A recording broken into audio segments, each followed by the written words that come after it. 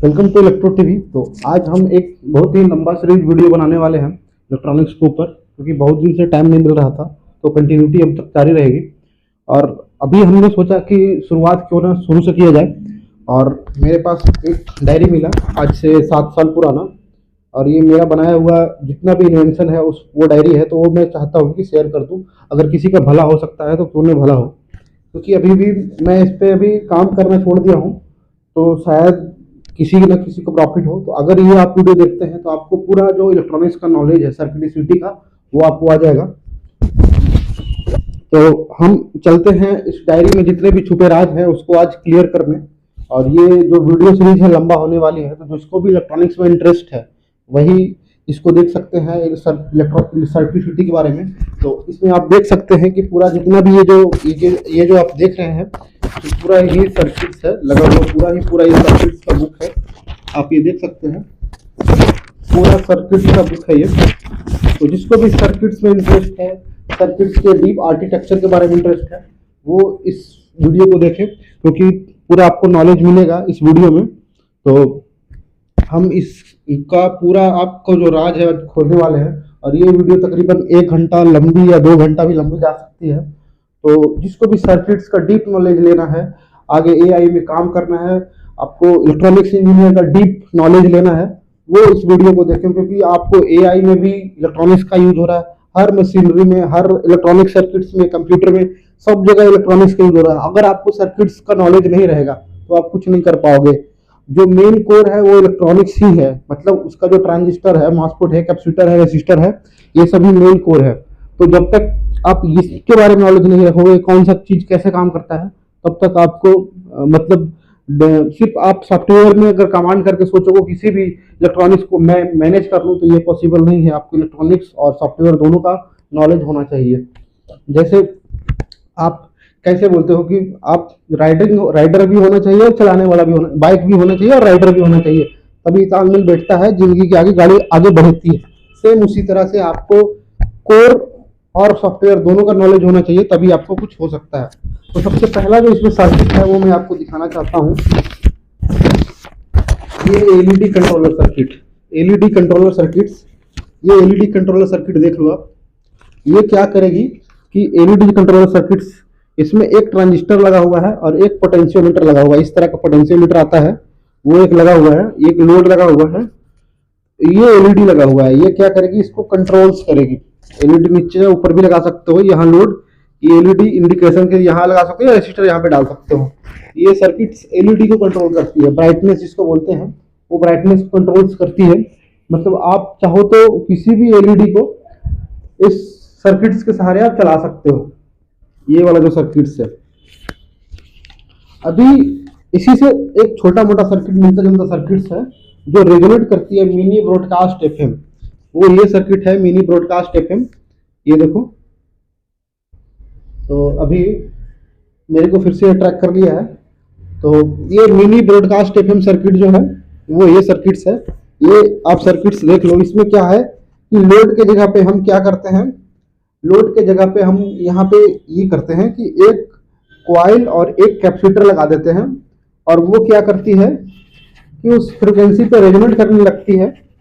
तो जब हम इधर से बेस पे सिग्नल डालते हैं किसी भी, तो वो जो रेजोनेट सर्किट है उस पे जाके वो ओवरलैप्स हो जाती है। और वो कैरियर ये जो कैरियर बना रही है, चार्ज होती है कैपेसिटर के थ्रू। ये देखो, ये कैपेसिटर के थ्रू ये चार्ज कंटिन्यूसली होती रहती है। तो इसमें कैरियर का जनरेशन होता है, और साथ में इसमें ये एक और फ्रिक्वेंसी आ जाती है, इनपुट का कैरेक्टरिस्टिक आ जाता है। तो ये एफएम का ब्रॉडकास्टिंग में ये काम आती है, एफएम एएम के ब्रॉडकास्टिंग में ये काम आती है सर्किट।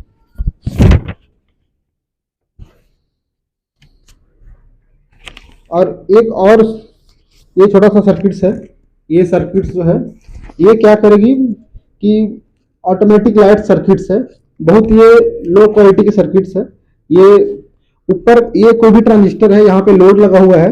तो ये जैसे कि अगर ये ऊपर का अगर कोई कनेक्ट होती है, अगर बेस में करंट जाती है, बेस में करंट जाती है, बेस को अगर कंडक्टिविटी में करते हैं इसको वीसीसी से, तो ये क्या करेगी, जो एलईडी है वो ग्लो करेगी। अगर वही कंडक्टिविटी ये हट के अगर नीचे से कंडक्टिविटी हो गई, इमीटर के साथ अगर बेस का कनेक्टिविटी हो गई, तो ये लोड को ऑफ कर देगी। तो यहाँ पे एलडीआर लगाया गया है। एलडीआर क्या होता है, conductive LDR light dependent resistance होता है, एक रेसिस्टेंस होता है। जब लाइट जो पड़ती है तो वो क्या करती है, वो शॉर्ट कर देती है दो पॉइंट्स को।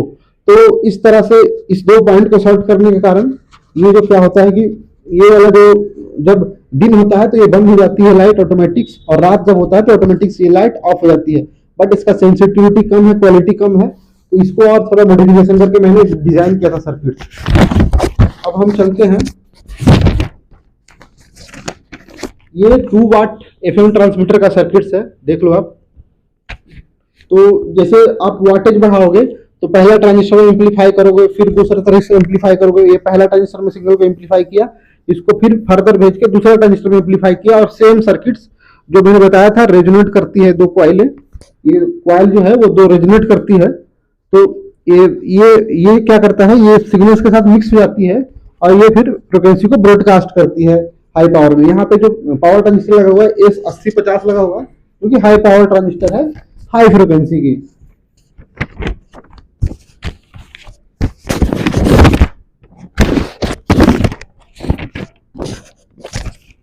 अब मैं चलाता हूं एक और सर्किट है, वो हो गया IR इंफ्रारेड जो होता है, IR एलईडी का डिटेक्टर, जो रिमोट्स होता है उसका डिटेक्टर है। तो ये IR रिसीवर है, इसका 3 पिन होता है, VCC आउट और GND। तो जो आउट वाली पिन है इसको डायरेक्ट ट्रांजिस्टर में बेच के और एक एलईडी लगा के हम इससे अच्छा खासा आउटपुट ले सकते हैं। मतलब कोई भी IR एलईडी को हमेशा डिटेक्ट कर सकते हैं, उसको सिग्नल के तौर पे यूज कर सकते हैं। कोई सा प्रोजेक्ट में भी IR के एलईडी को जो है उसको हम IR एलईडी को ग्लो करा के यहाँ पे सिग्नल रिसीव करके उसको कोई सा भी प्रोजेक्ट में सिग्नल का आउटपुट ले सकते हैं। अब हम चलते हैं एक एम्पलीफायर के बारे में। Amplifier circuits, audio amplifier circuits है ये। जैसे ऑडियो एम्पलीफायर होता है और नॉर्मल वोल्टेज एम्पलीफायर भी होता है, करंट एम्पलीफायर भी होता है। तो ये बेसिकली करंट एम्पलीफायर है, मतलब ऑडियो एम्पलीफायर है। तो ये देखो, ये पॉट्स लगा हुआ है, यहाँ से अप डाउन ये 10K का पॉट्स लगा हुआ है। पॉट्स बोलते पोटेंशियोमीटर। तो ये 10K का पोटेंशियोमीटर लगा हुआ है। आप देखो, सिग्नल जाएगा इससे कैपेसिटर के थ्रू, सिग्नल कैपेसिटर के थ्रू जाएगा। इस आईसी में क्या होगा, LM383 आईसी है, ये एम्पलीफायर आईसी है, ये सिग्नल को एम्पलीफाई कर देगा। ये स्पीकर लगा हुआ है और ये कैपेसिटर के थ्रू ये बाईपास हो गया है, और ये 5 से 20 वोल्ट डीसी पे चल रहा है। ये देखो पॉट ऐसा होता है, ये पॉट है, ये पोटेंशियोमीटर ऐसा होता है। एक इनपुट है, एक ग्राउंड है, एक बीच का आउटपुट निकालते हैं। इसमें 3 वायरें होती है पोटेंशियोमीटर में, 3 पॉइंट होता है।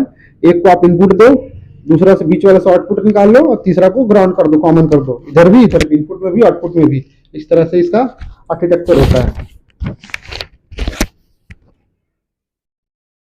अब जो मैंने एक सर्किट बताया था, एक मैं बहुत पहले सर्किट लगा था LM358, ये एक आईसी है, LM358 आईसी है।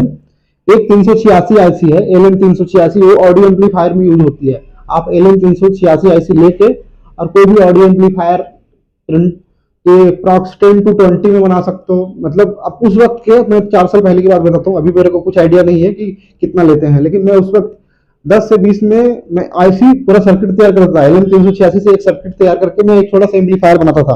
और ये LM358 ये भी क्या करती है, ये वोल्टेज को एम्पलीफायर करके आईसी है। तो इससे आप चाहो तो जो IR एलईडी में बताया, वो क्या कर सकते हो, IR एलईडी के थ्रू आप इसे किसी भी चीज को कंट्रोल कर सकते हो। LM358 से कोई भी सिग्नल को एम्पलीफाई करके LM358 से आप यूज में ले सकते हो। तो मैं ये LM358 का आपको दिखाता हूँ।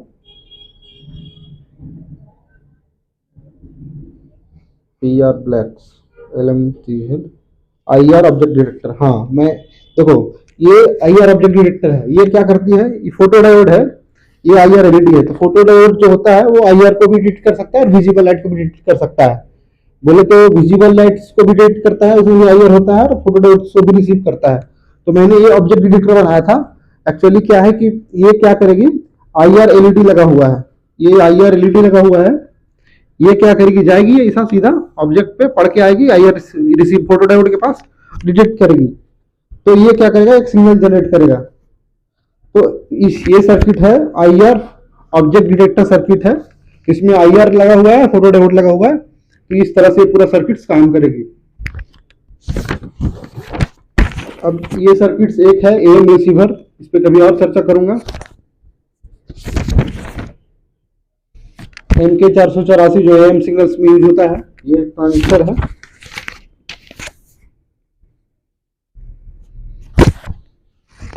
ये भी एक डिजाइन है जो कि आप यूज कर सकते हैं AM सिग्नल को रिसीव करने में, बूस्ट करके ये रिसीव करती है, सिग्नल को री एम्पलीफाई कर देती है, इससे अच्छा आउटपुट मिलता है। ये भी एक AM सर्किट्स का सर ये डायग्राम है, आप इसको देख लो।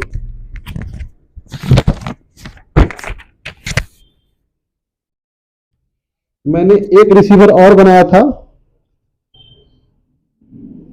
MK484 या ZN414 से। ये देखो, एक्चुअली ये ट्रांजिस्टर बहुत पुराना ट्रांजिस्टर है, बहुत अच्छा ट्रांजिस्टर है। आपके टाइम में मिलते भी होंगे या नहीं होंगे, शायद आपको पता होगा, तो कमेंट में बताइएगा मेरे को। ये नीचे में ये देखो, ये जो सिग्नल ये जो है ये क्या करेगा, रिसीव करेगा, AM सिग्नल्स को रिसीव करेगा। ये पूरा जो ऊपर का सर्किट्स है, और बाकी जो TD28 है ये डुअल चैनल एम्पलीफायर है। ये नीचे का जो सर्किट्स आपको दिख रहा है ये डुअल चैनल एम्पलीफायर है। ये क्या करेगा, डुअल चैनल एम्पलीफाई करके दोनों स्पीकर में आपको बजाएगा पूरा, जो भी आपको सॉन्ग्स है या कोई भी सिग्नल्स है या कोई भी डेटा है आप AM सिग्नल से भेज रहे हैं, तो ये पूरा सर्किट्स आप इस तरह से डिजाइन कर सकते हैं। और TD28 का ये देखो, अच्छे से मैं एक और सर्किट बनाया हूँ, ये थोड़ा और अच्छे से मॉडिफिकेशन करके सर्किट्स है, ये आप चेक कर लो।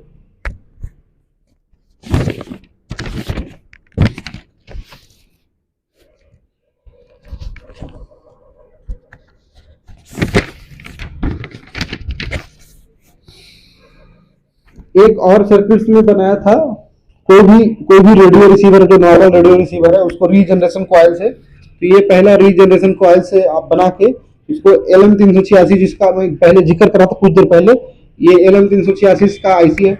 यहाँ पे कोई भी इनपुट सिग्नल्स लो और यहाँ से आउटपुट लो, तो ये है पूरा LM386 का डायग्राम।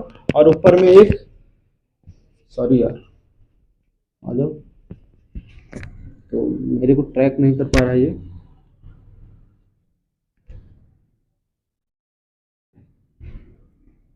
ट्रैक कर चुका है ये मेरे को, तो मैं बताना चाहूँगा, एक्चुअली मेरे को ट्रैक से ये ट्रैक से हट जा रहा था, तो मैं अभी किधर भी ट्रैक कर सकता हूँ चलते चलते। तो एक्चुअली ये DJI Osmo 4 AC है, तो इसके साथ वीडियो बनाने में मेरे को प्रॉब्लम नहीं होती है। तो ये पूरा सर्किट्स है जो कि आप देख सकते हो। तो ये एक कोई सा भी सिग्नल्स इसमें रिसीव करके आप LM386 से इसका आउटपुट ले सकते हो।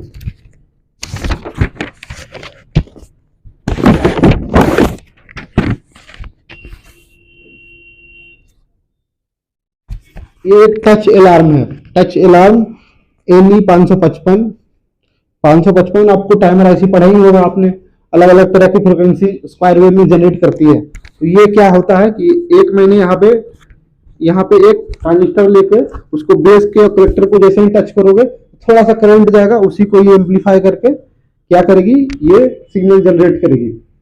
आपको बस टच करना है, ये सिग्नल जनरेट करेगी। ये एक फ्लैशर डेंजर सर्किट्स है। एक्चुअली ये क्या करता है, ये जेनॉन जो ट्यूब होता है वो बहुत हाई वोल्टेज पे चलती है। जब आप कैमरा का आप देखे होगे, जैसे आप पुराने जमाने का कैमरा देखे होगे, पुराने जमाने का जो कैमरा होता था वो बहुत तेज से चलता था, एकदम जेनॉन जो ट्यूब था वो बहुत तेज, इतना तेज कि आंख पे ऐसा लगता था कि ऐसा बहुत कोई चीज ब्राइटनेस होता था। जो पहले का जो अभी भी जो कैमरा आता है वो उसमें फ्लैश मारता था ना, बहुत तेज चलता था। तो मेरे को उत्सुकता होती थी कि वो कैसे जलता है। तो एक्चुअली वो क्या करता था कि जो वोल्टेज को है वो पंप कर करके एक जो होता है वो कैपेसिटर में स्टोर करता है। तो ये 1000 माइक्रोफैराड 450 वोल्ट का ये कैपेसिटर है, इसमें पंप कर करके ये सर्किट्स स्टोर करती है, और फिर ये क्या करती है, एक झटके में इसको डिस्चार्ज करती है। तो वो क्या होता है, इस तरह से ये जो सर्किट्स है वो काम करती है। आपको वोल्टेज को पंप कर करके एक हाई वोल्टेज कैपेसिटर में डालना है।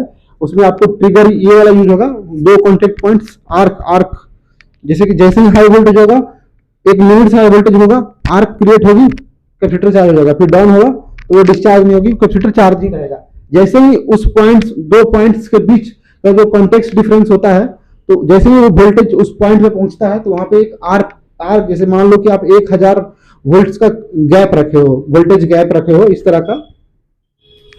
जैसे 1000 वोल्टेज होगा, आप पंप करोगे भी सर्किट्स को, 1000 वोल्टेज जैसे ही होगा, वो जो होता है चार्ज, वो क्या होगा, जंप करेगा, और जंप करने के बाद फिर वो कैपेसिटर में जाकर चार्ज स्टोर हो जाएगा, और जैसे ही उसको डिस्चार्ज करोगे आपको जेनॉन ट्यूब फिर चल उठेगा। ये दूसरा डिजाइन है जो कि मैंने बनाया था, आप देख सकते हो। ये मेरा खुद का इन्वेंशन है। ये है डिजिटल कपलिंग साउंडिंग सिस्टम। इसमें क्या होता है, इसमें बेसिकली क्या होता है कि मैंने दो इलेक्ट्रोमैग्नेटिक कॉइल्स यूज किया है। ये मेरा इन्वेंशन है। इसमें मैंने digital coupling sounding system use किया है। एक्चुअली क्या है कि मैंने क्या किया है कि एक फेराइट कोर दूसरे फेराइट कोर के साथ नजदीक में रख के मैंने कैपेसिटर और रेसिस्टर की मदद से अलग अलग फ्रिक्वेंसी को बाईपास करके मैंने जो आउटपुट है वो अलग अलग फ्रिक्वेंसी लिया। एक्चुअली ये वाला जो सिस्टम है वो सेम आउटपुट, ये आउटपुट को बूस्ट करके देता है, इसमें कहीं पे लॉस नहीं होता है कहीं पे। तो मैंने ये वाला प्रोजेक्ट बनाया था, इसमें बहुत अच्छा रिस्पॉन्स मेरे को मिल रहा था। ये डिजिटल कपलिंग साउंडिंग सिस्टम मैंने इसका नाम रखा था। मैंने दो फेराइट कोर को यूज करके जो आउटपुट पे है उसमें अलग अलग कैपेसिटर पे बाईपास करके रेसिस्टर और कैपेसिटर की मदद से मैंने ये एक बनाया था प्रोजेक्ट, आप देख लो। उसी पे बेस मैंने एक और बनाया था म्यूजिक इंस्ट्रूमेंट्स। ये क्या करता है, अलग अलग रेसिस्टर का वैल्यू पे अलग अलग फ्रिक्वेंसी जनरेट करता है। अलग अलग रेसिस्टर की वैल्यू पे ये एलई 555 है जो कि स्क्वायर वेव जनरेट करने का काम आता है। मैं तो आपको पहले ही बताया था। ये क्या करता है, अलग अलग रेसिस्टर वैल्यू के कारण यहाँ पे अलग अलग फ्रिक्वेंसी जनरेट होगा और अलग अलग स्पीकर पे आउटपुट अपीयर होगा। आप इतना समझो कि अलग फ्रिक्वेंसी मतलब अलग साउंड्स। तो एलई 555 जो है वो स्क्वायर वेव जनरेट करने के लिए एक आईसी होती है। ये मिनी ऑडियो एम्पलीफायर की आईसी है, आप देख लो इसको।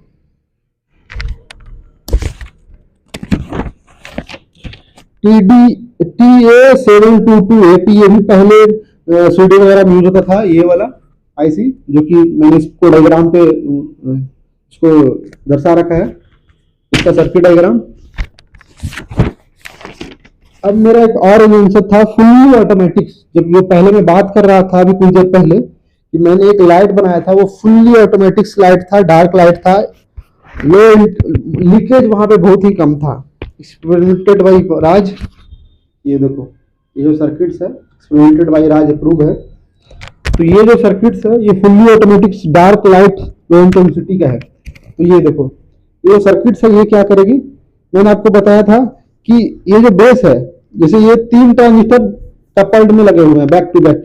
ये अगर 100 टाइम्स ये 100 टाइम्स ये 100 टाइम्स अगर सिग्नल्स को एम्पलीफाई कर रहा है तो 1 मिलियन टाइम सिग्नल्स को ये एम्पलीफाई करके लोड पे अपीयर होगा। ये सिग्नल अगर बेस पे कोई सिग्नल डालते हैं तो बेस इसका बहुत ही ज्यादा सेंसिटिव होगा। अगर टच करोगे बेस को ऊपर, अगर इस बेस को अगर कलेक्टर जो VCC वोल्टेज के साथ है उसको साथ टच करोगे तो ये वाला लोड ऑन हो जाएगा। और इसी बेस को अगर इमिटर यानी ग्राउंड के साथ इसको अगर टच करोगे तो ये लोड बंद हो जाएगा। तो ये इस तरह का सेंसिटिव सर्किट्स है। तो ये ऊपर से रजिस्टर देकर मैंने क्या किया है कि ये रजिस्टर से ऑलवेज कनेक्ट रहेगा, ये लोड ऑलवेज ऑन रहेगा। लेकिन जैसे ही इसको नीचे से कनेक्टिविटी मिलेगी लाइट के कारण तो ये क्या होगा, बंद हो जाएगा। यानी दिन में जब LDR ऑन होगा, जब उस पर लाइट पड़ेगी तो वो ऑन होगा और ये दिन में सर्किट बंद होगा और रात में सर्किट चालू हो जाएगा।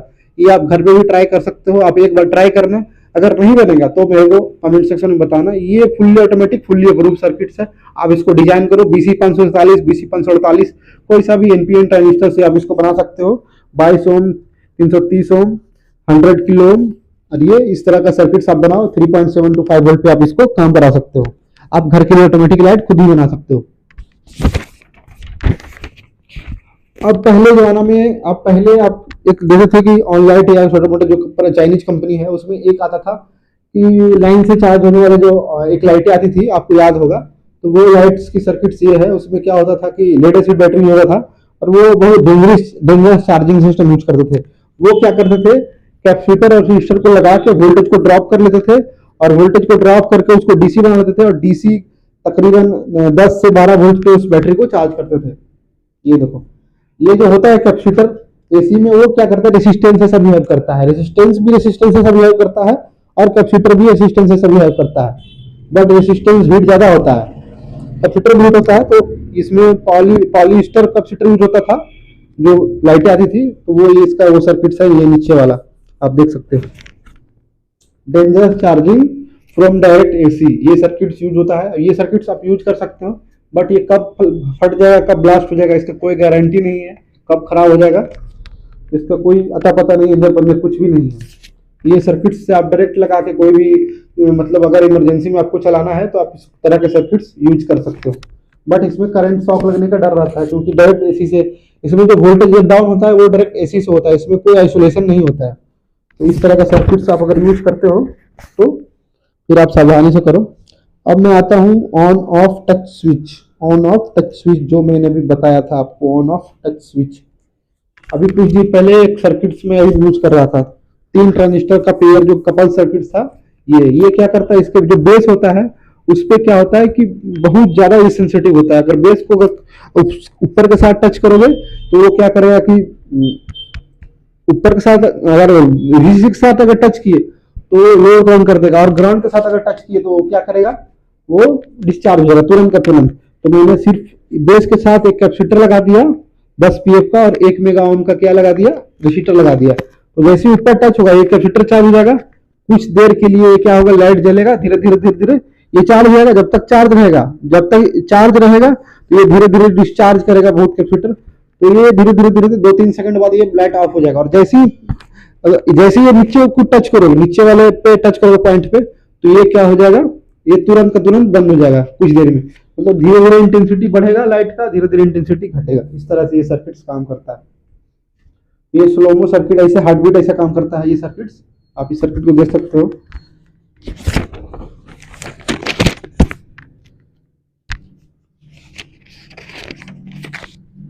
बाकी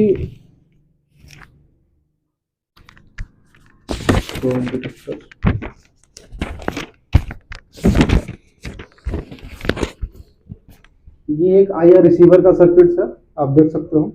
एक IC आती है,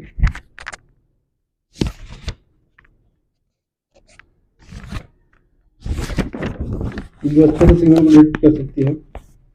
अब बहुत लोगों को होगा कि मेरे को एम्पलीफायर सर्किट बनाना है, जैसे माइक का एम्पलीफायर सर्किट बनाना है, उसको देना है माइक के एम्पलीफायर सर्किट्स। जैसे आप मान लो कि आप घर में माइक वो एम्पलीफायर है, उसके लिए माइक सर्किट बनाना है, तो उसका माइक एक ले लिए, एक माइक्रोफोन छोटा वाला, और उसको फिर एम्पलीफाई कर दिए। तो ये देखो, ये माइक है, उसमें प्लस माइनस होता है एक माइक में। तो वो क्या करेगी, उसको बेस पे डालेगी ट्रांजिस्टर के, वो एम्पलीफाई करेगी, फिर वो LM386 में डालेगी, फिर वो बूस्ट करके उस हिसाब से सिग्नल देगी। तो ये मिनी माइक सर्किट है। आप घर में चाहे तो छोटा सा ऐसे माइक्रोफोन ऐसा बना सकते हो, इससे आप धीरे से बोलोगे तो वो तेज बोलेगा। तो इस तरह से ये माइक सर्किट्स है। आप इसका डायग्राम देख लो।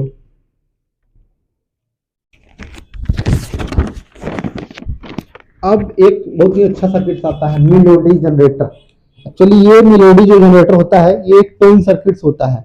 टोन सर्किट्स इन द बोले तो एक्चुअली ये टोन सर्किट्स बोले तो आप ऐसा नहीं देखो कि कहीं कहीं पे कुछ गाना बजने लगता है। पार्किंग में गाड़ी की जो लाइटें होती है, अगर कोई लाइटें जलती है, बैक होती है, तो वो एक अलग से टोन जनरेट होता है। तो एक्चुअली उस जो IC होता है उसके अंदर, उसमें क्या होता है कि एक टोन ये स्टोरेज बना होता है छोटा सा, और वही क्या करती है उसमें उसको एक एम्पलीफायर के थ्रू उसको ट्रांजिस्टर पे डाल के हम लोग मेलोडी सर्किट जनरेट करते हैं।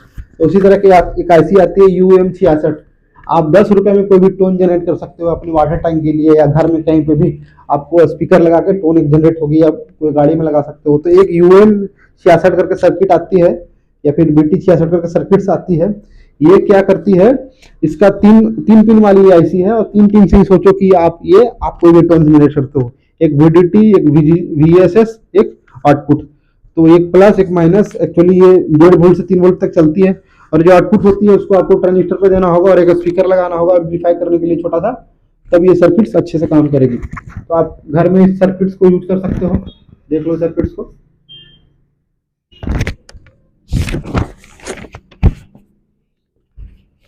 इससे थोड़ा और बढ़ जाएगा, ये पुश पुल एम्पलीफायर है, तो इससे साउंड और अच्छा सा आएगा।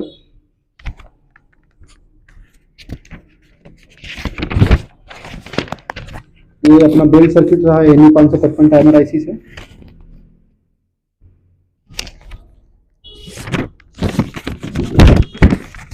अब रेन डिटेक्टर सर्किट्स आती है। रेन डिटेक्टर एक्चुअली क्या है, जब पानी की बूंदें पड़ती है तो कंडक्टिविटी में क्या करती है, उसको हम लोग सिग्नल डिटेक्ट करते हैं और उसको कहीं भी यूज कर सकते हैं।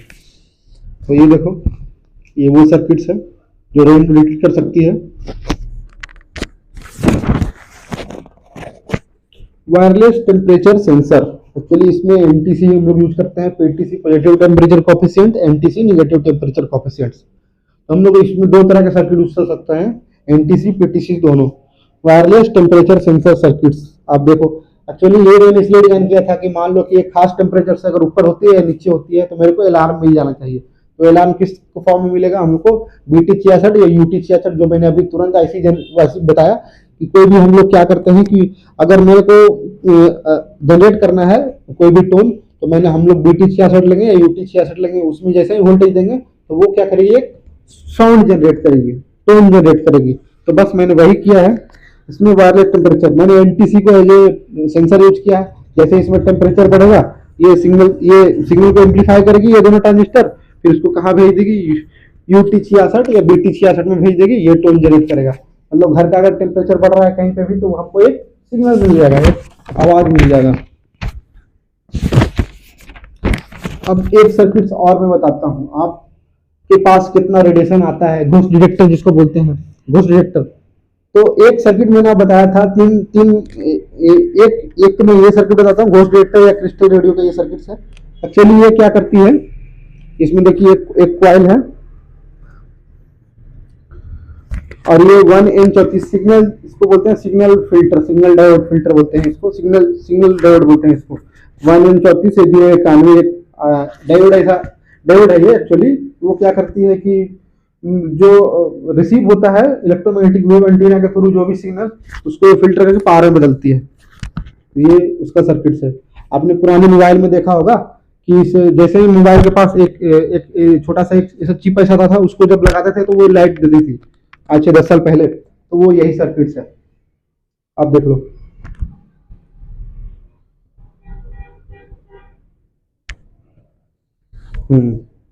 तो ये यही सर्किट है, आप देख लो।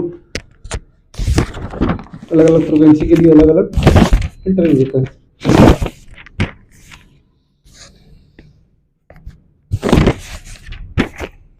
देखो वो जो मैं सर्किट दिखा रहा था वो ये सर्किट है, इसमें मोबाइल में बना के मैंने दिखाया है, देख लो आप।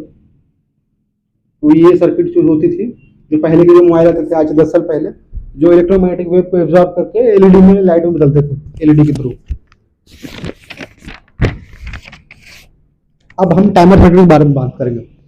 टाइमर सर्किट जितने बनते हैं वो कैपेसिटर रेसिस्टर के डिस्चार्जिंग से बनते हैं, चार्जिंग से बनते हैं। तो चलिए वही सर्किट्स है। जब मैंने ओजस गया था NIT जमशेदपुर, तब मैंने ये सीखा था, क्योंकि क्रेडिट देना बहुत बनता है, जिससे आप सीखे उसको तो क्रेडिट दे दो। तो ये सर्किट है, वो देख लो।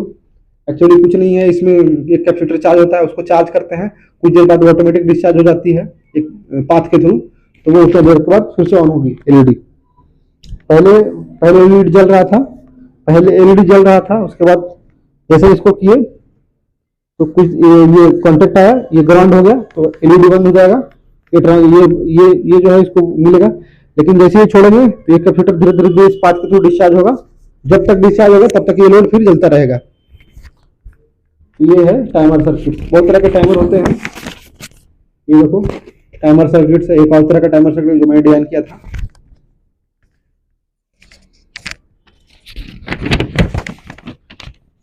अब आता है वोल्टेज बूस्टर। आपको मान लो कि 5 वोल्ट से 10 वोल्ट बनाना है, 20 वोल्ट बनाना है, बक बूस्ट सर्किट बोलते हैं। एक्चुअली इसके लिए मेरे को दूसरे कंट्री से भी एक आया था, वीडियो कॉल मैसेज आया था बक बूस्ट सर्किट, जब मैं डिजाइन कर रहा था उस वक्त 2018-19 की बात है। तो ये बक बूस्ट सर्किट है। इसमें क्या होता है, इसमें इंडक्टर का यूज किया जाता है। इंडक्टर एक्चुअली बेस्ड LDI/dt है। आप जितना जल्दी करंट को चेंज करोगे उसमें वोल्टेज बनेगा। वोल्टेज इनबिल्ड होता है, जो इंडक्टर होता है आप उसको जितना चेंज करोगे, तो इंडक्टर के थ्रू अगर करंट चेंज हो रहा है टाइम के साथ, तो उसमें वोल्टेज V बराबर LDI/dt। तो उसमें जितना जल्दी आप करंट चेंज करोगे तो उस हिसाब से उसमें वोल्टेज इनबिल्ड बढ़ते जाएगा।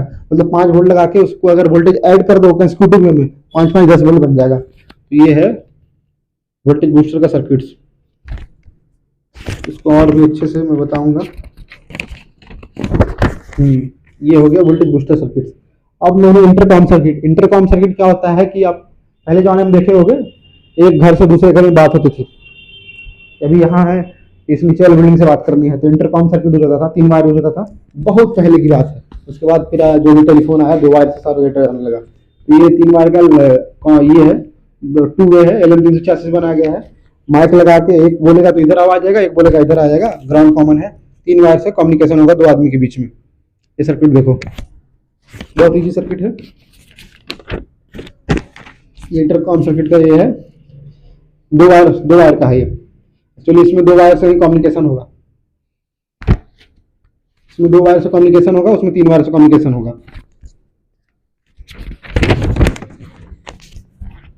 अब ये सारे सिग्नल्स हैं, सिग्नल्स को आप इस तरह से लिख सकते हो, ये सिग्नल इसमें देख सकते हो कौन कौन सा सिग्नल्स यूज होते हैं, उसका क्या नाम है, ये मैंने इतना लिख के रखा है सिग्नल्स के बारे में।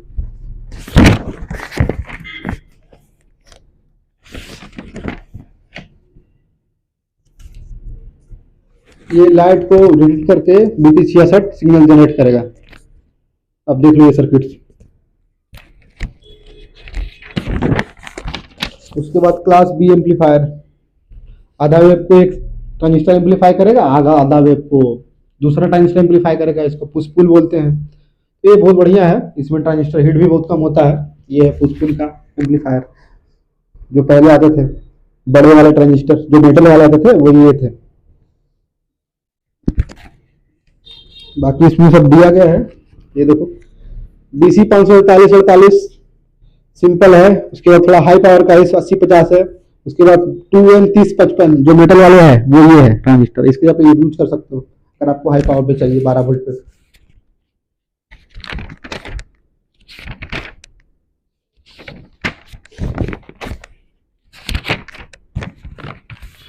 Radio frequency RF detector, actually ये क्या करेगा रेडियो फ्रिक्वेंसी को डिटेक्ट करने का। तो ये गोस्ट बोले तो रेडियो एनर्जी जो होता है, इलेक्ट्रोमैग्नेटिक एनर्जी, गोस्ट भी बोल सकता है, गोस्ट को डिटेक्ट करने या फिर रेडियो सिग्नल्स को या फिर रेडियो इलेक्ट्रोमैग्नेटिक एनर्जी को। तो ये सर्किट्स है, ये डिटेक्ट कर लेगी आपको इलेक्ट्रोमैग्नेटिक एनर्जी को या रेडियो वेव को।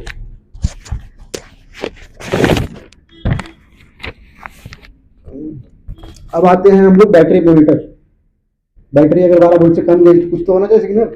तो ये जीरो डायोड को सेट करते हैं, उस वोल्टेज से जैसे जीरो डायोड नीचे होता है वो ऑफ हो जाता है, उसके बिहाफ पे एक सिग्नल जनरेट होता है और वो सिग्नल को हम लोग एम्पलीफाई करके डुअल एलईडी में डाल देते हैं। ये देखो ये सर्किट है बैटरी लेवल का।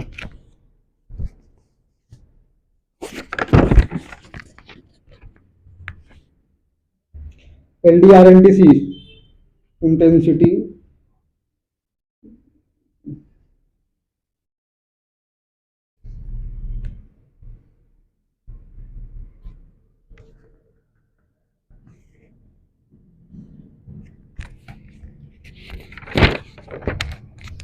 ये सर्किट अब कमेंट करके बताओ क्या है।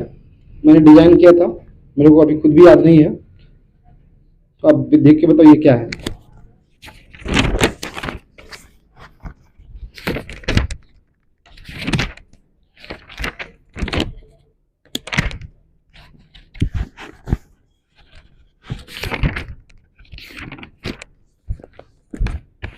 अब आते हैं फायर लाइन पे।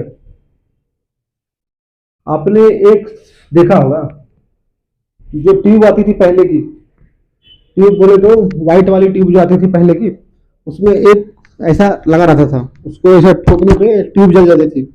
एक्चुअली वो हीट सेंसिटिव था, वो क्या था, मैग्नेटिक था। अब वो क्या था कि अगर उसको हिट करोगे ना, उसमें एक ऐसा एलिमेंट था, वो क्या था कि शॉर्ट हो जाता था हीट के कारण। उसमें क्या होता था, 2 वायर कॉन्टेक्ट बन जाती थी, तो वो फायर स्विच ऐसा काम करता था। अगर उसको हीट मिला ना तो वो क्या करेगी, कॉन्टेक्ट बना लेगी। तो वो ये सर्किट्स है ही फायर को काम कर, मैंने उसको यूज करके बनाया था एक सर्किट। तो वो क्या कहते, अगर उसमें हीट अगर लगता था, उसमें आग अगर उसको लगाते थे, तो वो जो एलईडी आती थी एक्चुअली वो जो हल्का हल्का जलती थी, तो वो क्या होता था कि वो ये सर्किट्स है, उसमें आग लगाने पे 2 कॉन्टेक्ट बनाती थी। उसको तो उसको हम लोग एम्पलीफाई करके इधर पे हम लोग BT66 लगा के बजट जनरेट करते थे।